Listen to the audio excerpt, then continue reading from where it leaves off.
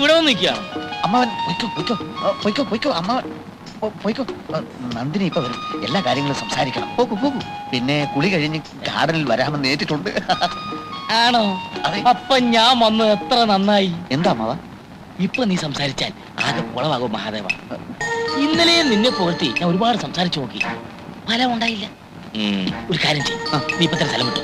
എന്തിന്? പട്ടണത്തിൽ പോയി ഒരു സിനിമ കണ്ടേച്ചു വാ. ഒരു പുതിയ ഹിന്ദി സിനിമ കളിക്കുന്നുണ്ടല്ലോ, ദീവാലി ചാവാലി ദിൽബലിഹും. ദുൽഹനിയ ലേ ജായേംഗെ അതാണ്? അത് തന്നെ. അതിന്റെ കഥ അറിയോ നിനക്ക്? അറിയില്ല. ഇതാ അതിന്റെ കുഴപ്പം. അതിന്റെ കഥ ഞാൻ പത്രത്തിൽ വായിച്ചതാ. ഓഹോ. നന്ദിനിയെ പോലെ ലണ്ടനിൽ പഠിച്ച നായിക, അവളെ വശത്താക്കാൻ 18 അടവും പ്രയോഗിക്കുന്ന നായകൻ. അതിൽ 18 പഠിക്കണമെന്നൊന്നുമില്ല, ഒരു 4-5 അടവെങ്കിലും പഠിക്കാതെ ഇനി നീ അതിനോട് സംസാരിക്കണ്ട. അത് അപകടമാ. അച്ഛനിലെ സിനിമ കണ്ടേച്ചുവാ. അത് എങ്കിൽ ഞാൻ നന്ദിനിയെ കൂടി വിളിക്കാം. ഞങ്ങൾ ഒരുമിച്ചൊരു സിനിമ കണ്ടിട്ട് ഒരുപാട് നാളായ അമ്മാവ. എന്താ മഹാദേവ നീ ഇങ്ങനെ വിവരക്കേട് സംസാരിക്കുന്നത്? അവൾ ആ സിനിമ കണ്ടാൽ നീ പ്രയോഗിക്കുന്ന അടവെല്ലാം സിനിമയെന്ന് കണ്ടുപഠിച്ചാണെന്ന് അവക്ക് മനസ്സിലാവില്ലേ? വിട്ടോ, സ്ഥലം വിട്ടോ. രൂപ എന്റെ ഉണ്ട്. പിന്നെ ഇത് ഞാൻ തന്നതാണെന്ന് പറഞ്ഞിട്ട് അമ്മാവരിന്ന് നന്ദിനിക്ക് കൊടുക്കണം. ഇത് നന്ദിനിക്ക് ഞാൻ കൊടുക്കണം. കൊടുക്കാം.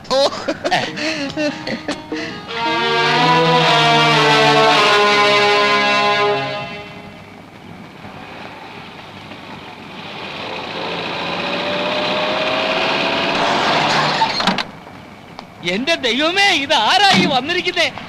സാവിത്രി, നന്ദിനി, ഡോക്ടർ വന്നു. ഞാൻ കേറുന്നില്ല, നിർബന്ധിച്ചതുകൊണ്ട് വന്നു എന്ന് മാത്രം. ഒരു ആസ്മ പേഷ്യന്റ് അവിടെ ശ്വാസം മുട്ടി കിടക്കുകയാണ്. ഓ, ആസ്മ രോഗി പിന്നെയും വന്നോ? അവന്റെ ബന്ധു കൂടെയുണ്ടോ? നല്ല തടിമുടുക്കുള്ള ഒരു മാന്യൻ. ഞാൻ ശ്രദ്ധിച്ചില്ല. എന്താ?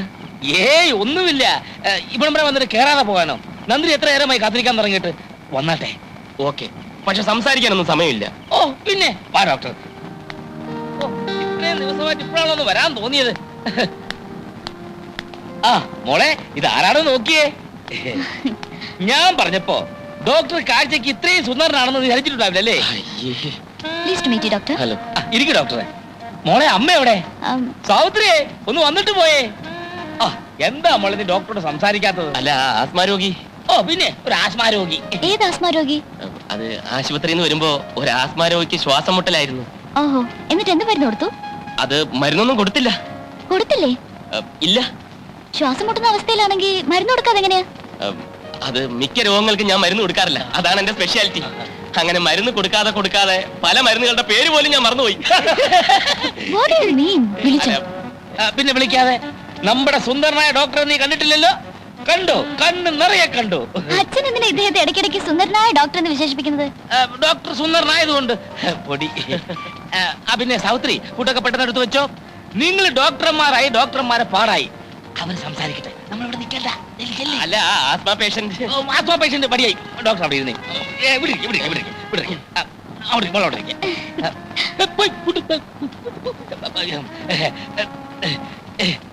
സംസാരിച്ചു. മരുന്ന് കൊടുക്കാതെ രോഗം മാറ്റുന്നത് എങ്ങനെ ഡോക്ടർ? സാധിക്കും. ചില പ്രത്യേക സാഹചര്യത്തിൽ അങ്ങനെ ചെയ്യേണ്ടി വരും. എനിക്ക് മനസ്സിലായില്ല. എനിക്കും മനസ്സിലായി വരുന്നതേ ഉള്ളൂ. മിക്ക രോഗങ്ങളെയും ഞാൻ സമീപിക്കുന്നത് മനഃശാസ്ത്രപരമായിട്ടാണ്. പേഷ്യൻസിന്റെ സൈക്കോളജി, അതിന്റെ കൂടി വല്ലപ്പോഴും ഇത്തിരി അലോപ്പതി സൈക്കോളജി, അലോപ്പതി, അതാണ് എന്റെ രീതി. അച്ഛൻ എവിടെ? ഡോക്ടർ എന്തൊക്കെയായി പറയുന്നത്? ഈ രക്തവാദം കൊണ്ടുണ്ടാവുന്ന ഒരു തരം വ്രണമില്ല, ഉവ്വ്, അനാസിൻ ഗുളിക കൊടുത്ത് ഞാൻ ഭേദപ്പെടുത്തിയിട്ടുണ്ട്. ഈ ഗവേഷണം എന്ന് പറഞ്ഞാൽ എന്താ? കണ്ടെത്തൽ. എല്ലാം ഇവിടെ ഉണ്ട്, നമ്മൾ കണ്ടെത്തണം. ആഫ്രിക്കയിലെ ബറൂണ്ടി മലയുടെ കീഴിൽ കൊങ്കോമ എന്ന ആദിവാസികൾക്ക് അറിയാവുന്ന ഒരു പച്ചലയുണ്ട്. ആ ഇല ക്യാൻസറിനെ പരിപൂർണമായി ഭേദപ്പെടുത്തും. No, it's impossible. Yes, it is possible. വെനിസ്വേലയിലെ ഗ്രാമീണർ നമ്മുടെ ഈ കറിക്കത്തി ഉപയോഗിച്ച് ഹൃദയ ശസ്ത്രക്രിയ നടത്തും. I can't believe all these things. You have to. Miss Nandini പഠിച്ചത് തിയറി, ഞാൻ പറയുന്നത് റിയാലിറ്റി ഇൻ പ്രാക്ടീസ്. ഡോക്ടർ എന്നെ ഒരു ഫൂളാക്കാനുള്ള ശ്രമമാണോ? അതുകൊണ്ട് എനിക്കുള്ള നേട്ടം മിസ് നന്ദിനി ഒന്ന് മനസ്സിലാക്കണം. FRCS വലിയ പഠിത്തമായിരിക്കും, പക്ഷേ 3 ലോക രാഷ്ട്രങ്ങളിലുള്ള അത്രയും വിവിധതരം രോഗങ്ങൾ ലണ്ടനിലില്ല. അതുകൊണ്ട് തന്നെ ഞങ്ങൾ അത്രയും പ്രാക്ടിക്കൽ എക്സ്പീരിയൻസ് നിങ്ങൾക്കില്ല. അറിഞ്ഞുകൂടാത്തതിനെല്ലാം ഇല്ലെന്ന് പറഞ്ഞ് നിഷേധിക്കുന്നത് വിവരക്കേടാണ്. മനസ്സിലായോ? I'm sorry, doctor. It is all right. എന്തോ രോഗം, മരുന്ന്, ഇതിനെപ്പറ്റി പറയുമ്പോൾ ഞാൻ പെട്ടെന്ന് ഇമോഷണലായി പോകും. I am also sorry. Doctor പറഞ്ഞത് ശരിയാണ്. എനിക്കറിയാത്തതൊക്കെ ഇല്ലാത്താണെന്ന് ഞാൻ ധരിക്കുന്നത് തെറ്റാണ്.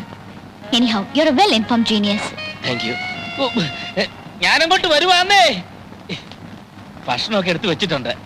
അതിനു മുമ്പ് നിങ്ങളോട് രണ്ടുപേരോടും വളരെ പ്രധാനപ്പെട്ട ഒരു കാര്യം എനിക്ക് പറയാനുണ്ട്. അതെന്ത് കാര്യം അച്ഛാ? അത് പറയുമ്പോ കേട്ടോ? പറയട്ടെ? എനിക്ക് പറയൂ.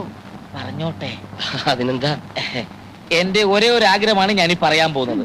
അതായത് നിങ്ങൾ രണ്ടുപേരും ഓ, പോകുന്ന വഴിക്ക് ഒരു പൂച്ച കുറുകെ ചാടി. അപ്പോഴേ ഞാൻ കരുതിയതാ എന്തെങ്കിലും പ്രശ്നമാകുന്നു.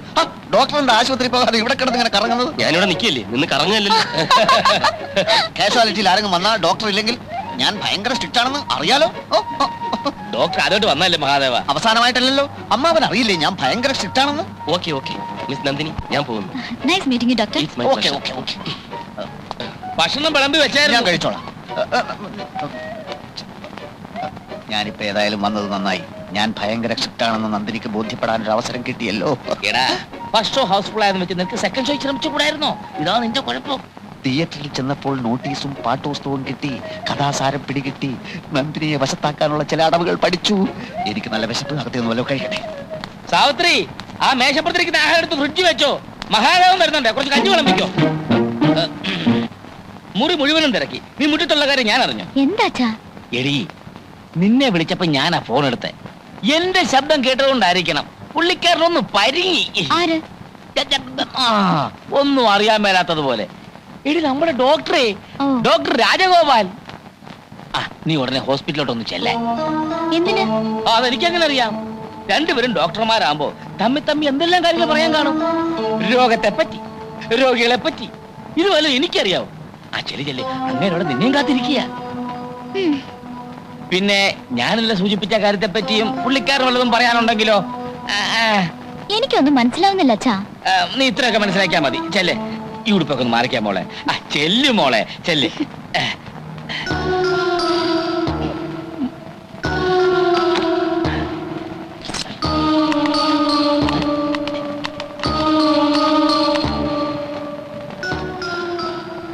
ഹലോ, ഇത് ഞാനാ, തമ്പി മുതലാളിയാ.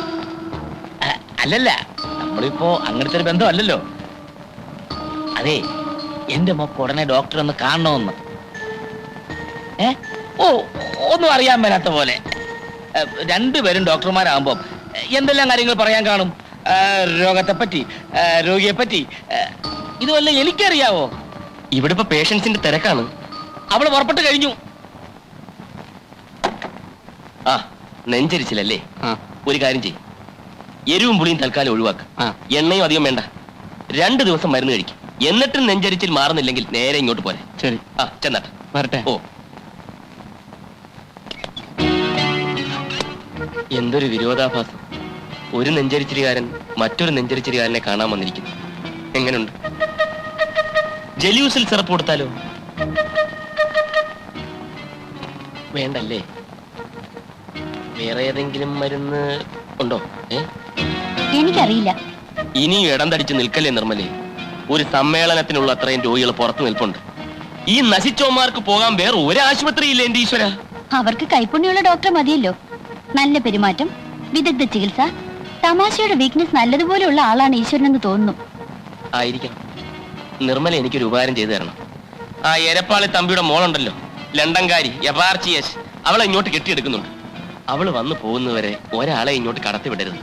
ഇത്രയൊക്കെ ആയ സ്ഥിതിക്ക് അവൾക്ക് പിടികൊടുക്കരുതല്ലോ. പ്ലീസ്, ഒന്ന് മാനേജ് ചെയ്യണം. അവള് വന്നെന്ന് തോന്നുന്നു. Excuse me, doctor Rajagopal. Thank you. Good morning doctor. ആ, ഗുഡ് മോർണിംഗ്. വരൂ. പുറത്ത് നല്ല ആൾക്കൂട്ടം ഉണ്ടല്ലോ. ഈ തിരക്കിനിടയിൽ സംസാരിക്കാൻ. ആ, എന്തൊക്കെയുണ്ട് വിശേഷം നിർമ്മലേ? ഇന്നലെ വന്നെന്നറിഞ്ഞു. കോഴ്സ് കഴിഞ്ഞല്ലേ? കഴിഞ്ഞോന്ന് പറയാം. സുഖാണോ? പരമസുഖം. ആ, ഞാനും പര ഡോക്ടറാ. ഈ ഡോക്ടർ എനിക്കിവിടെ ഒരുപാട് സ്വാതന്ത്ര്യം തരുന്നുണ്ട്. ഒട്ടുമിക്ക രോഗങ്ങളെ പറ്റിയും അതിനെ പറ്റിയ മരുന്നുകളെ പറ്റിയും നല്ലപോലെ പറഞ്ഞു തരുന്നുണ്ട്. Is it? He is really great. ഇന്നലെ സംസാരിച്ചപ്പോ എനിക്കത് ശരിക്കും ബോധ്യായി. അലോപ്പതി സൈക്കോളജി കമ്പൈൻ ചെയ്ത് ഒരു പ്രത്യേക രീതി തന്നെ ഡോക്ടർ കണ്ടെത്തിയിരിക്കുകയല്ലേ? അതെ. അപ്പൊ നിങ്ങൾ സംസാരിക്കേ, ഞാൻ വരാം. ഇരിക്കൂ. ആ, എന്താണ് ഡോക്ടർക്ക് സംസാരിക്കാനുണ്ടെന്ന് പറഞ്ഞത്? ഈ ചോദ്യം ഞാൻ അങ്ങോട്ടല്ലേ ചോദിക്കേണ്ടത്? അല്ല, അച്ഛൻ പറഞ്ഞു. അതെ, അച്ഛൻ പറഞ്ഞു. അല്ലല്ല, ഞാനാ പറഞ്ഞത്. എനിക്ക് ഒരു കാര്യം ചോദിക്കാനുണ്ടായിരുന്നു. ലണ്ടനിൽ എന്റെ ഒരു ഫ്രണ്ട് ഉണ്ടായിരുന്നു, FRCS അല്ലല്ല MRCP, ഓ ഒരു ഡോക്ടർ കൊച്ചിപ്പൻ. അവനെ പറ്റി ചോദിക്കാനായിരുന്നു. കണ്ടോ അവനെ അവിടെ വെച്ച് കണ്ടോ? കൊച്ചിപ്പനോ? അതാരാ? അപ്പൊ കണ്ടില്ല. ഇതാണോ അത്യാവശ്യ കാര്യമാണെന്ന് പറഞ്ഞത്? ഇത് ഫോണിൽ കൂടെ തന്നെ സംസാരിക്കായിരുന്നല്ലോ. ആകാമായിരുന്നു.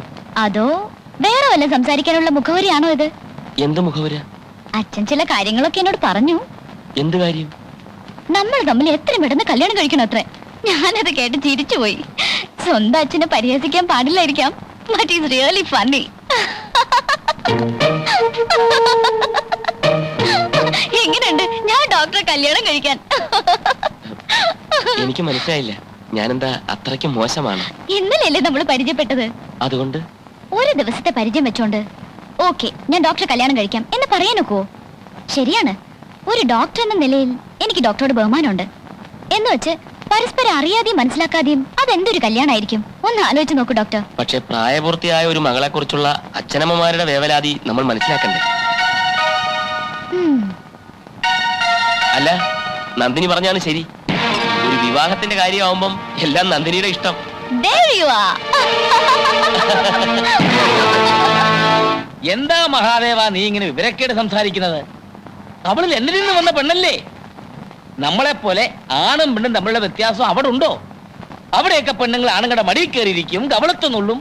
അതൊക്കെ സർവ്വസാധാരണമല്ലേ? എങ്കിൽ അവളെന്താ എന്റെ മടി കയറിയിരിക്കാത്തത്, കവളത്ത് നുള്ളാത്തത്? എന്റെ കവളും മടി ഇവിടെ ഫ്രീ ആയിട്ടിരിക്കാണല്ലോ. അതേ, അവൾ അറിഞ്ഞു കാണത്തില്ല.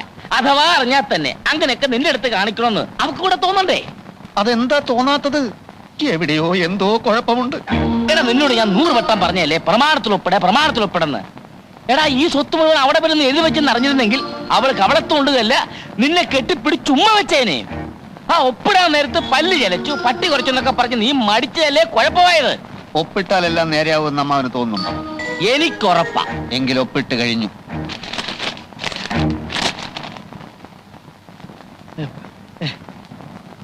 നേരോ? സാവിത്രി, എടി സാവിത്രി, ഇത് എപ്പോ ഒപ്പിട്ടു? നന്ദിനി ലണ്ടനിൽ നിന്ന് വന്നാണ്. ആ രാത്രിയിൽ ഞാൻ ഉറങ്ങിയില്ല. ആ നിലാവുള്ള രാത്രിയിലെ 3-ാം യാമത്തിലെ ബ്രാഹ്മ മുഹൂർത്തത്തിൽ. അപ്പോൾ പല്ലികൾ ചിലച്ചിരുന്നില്ല, കാലൻ കോഴികൾ കൂവിയിരുന്നില്ല. സത്കാര്യങ്ങൾ ചെയ്യാൻ പറ്റിയ സമയം. ഞാൻ പ്രമാണെടുത്ത് ഒപ്പിട്ടു. പക്ഷെ അങ്ങോട്ട് ഏൽപ്പിക്കാൻ ഒത്തില്ല. പലപ്പോഴും രാഹുകാലം, യമകണ്ഠകാലം തുടങ്ങിയ തടസ്സങ്ങൾ. സാവിത്രി, ഇപ്പൊ എങ്ങനെ ഇരിക്കുന്നു? പ്രമാണത്തിൽ മഹാദേവൻ ഒപ്പിട്ടിരിക്കുന്നു. മഹാദേവ, അത് വേണായിരുന്നോ? സാവിത്രി, ഇത്രയും നാളത്തെ എന്റെ കാത്തിരിപ്പ് വെറുതെയായില്ല. ഇനി എത്രയും പെട്ടെന്ന് കല്യാണ തീയതി നിശ്ചയിക്കാം. അമ്മാവാ, അമ്മാവാ.